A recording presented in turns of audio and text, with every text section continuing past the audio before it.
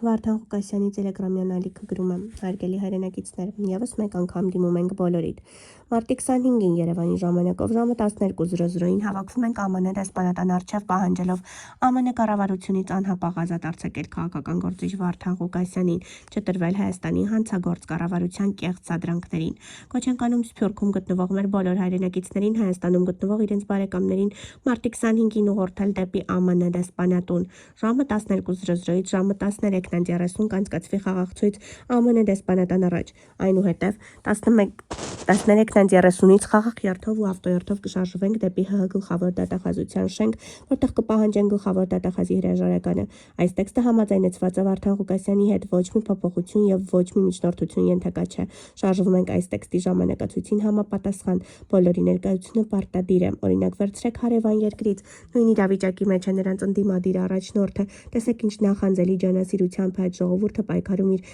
ընդդիմադիր առաջնորդի համար։ Խնդրում ենք այս տեքստը տարածել։ Վարդան Ղուկասյանի համակիրների խումբ։